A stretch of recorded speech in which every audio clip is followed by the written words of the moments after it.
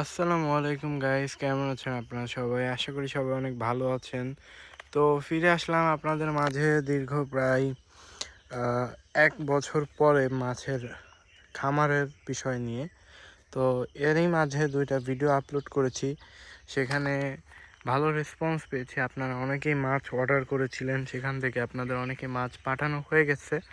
তো যাই হোক, তো আপনারা যারা আমার মতো এরকম একটা ফার্ম দিতে চান, ঠিক আছে, তো আজকের ভিডিওটা মূলত তাদের জন্য। তো দেখতে পাচ্ছেন, আর যারা আছেন যেরকম হাউস দিতে চাচ্ছেন, তো হাউসের কস্ট কীরকম পড়তে পারে সে বিষয়েও আপনাদের একটা ধারণা দিয়ে দিই।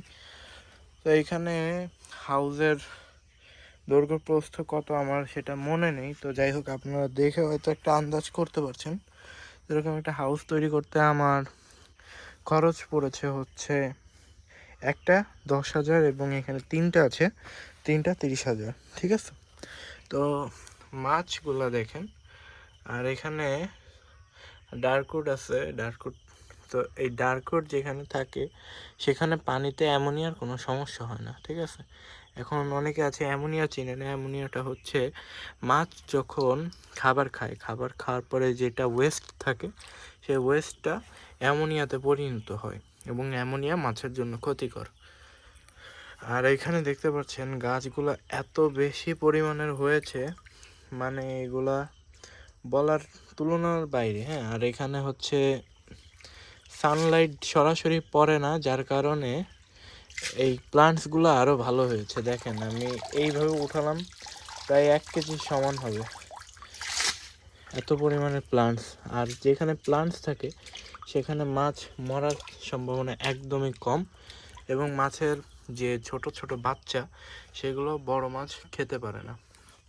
এখানে যদি মাছ আপনারা একটু দেখেন, এখানে আছে শুধু মিক্স গাপ্পি। ওই যে ওইখানে দেখতে পাচ্ছেন মিক্স গাপ্পি। তো যারা মিক্স গাপ্পি বড় পরিসরে করবেন তারা হাউসে পালন করবেন। আর যারা কিনা চাচ্ছেন রেড টেল প্লাটিনাম, ডাম্বুই আর ফ্যান্সি গাপ্পি যেগুলো, সেগুলো আমি বলবো হাউসে না পালাটাই বেটার। কারণ হাউসে যদি আপনারা মাছ পালন করেন সেগুলো আপনারা এত বড় জায়গায় ঠিকমতো মেনটেন করতে পারবেন না এবং কালারও নিয়ে আসতে পারবেন না। সো আমি বলবো যে হাউসে ফ্যান্সি গাপ্পি না পালাটাই ভালো। এখানে দেখতে পাচ্ছেন প্রচুর প্রচুর, দেখেন প্রচুর মিক্স গাপ্পি। এই ট্যাঙ্কটা বড়, তারপর এখান থেকে এই জায়গায় মাছ বেশি, ঠিক আছে। এই যে দেখতে পাচ্ছেন এক জায়গায় কতগুলা। হ্যাঁ, তো আমার কাছে আপাতত কোনো গ্লাস নেই, গ্লাস থাকলে আমি আপনাদের কোয়ালিটি দেখাইতে পারতাম। আর এখানে পানির হাইট খুবই কম, এখানে পানি দেওয়া হয়ই না, ঠিক আছে। দেখলে ভিডিওতে দেখছেন হয়তো, দেখে বুঝতে পারছেন এইটার হাইট দেখেন, পানির হাইট, এবং এইটার। আর এই পাশে হচ্ছে কিছু এখনো নেই, ঠিক আছে। এখানে পুরোটা ফাঁকা রয়েছে। এখানে গোল্ড ফিশ করার একটা চিন্তা ভাবনা আছে, কারণ এই যে যে ডার্কুটগুলা, এগুলো হচ্ছে গোল্ড ফিশের সব থেকে প্রিয় খাবার, ঠিক আছে। তো এখানে আমার গোল্ড ফিশ করার প্ল্যান আছে। এখানে শুধু এমনি পানি রেখে দেওয়া। এখানে পানি দেখেন, পানিটাও একটু ময়লা হয়ে আছে। তো যাই হোক, এই প্লান্টসগুলো পানিও পরিষ্কার করে দিবে।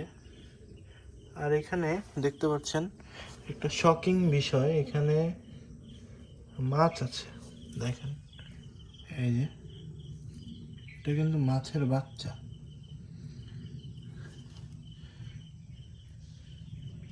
এখানে কিভাবে আসলো আমি জানি না, বাট এটা কিন্তু একটা মাছের বাচ্চা।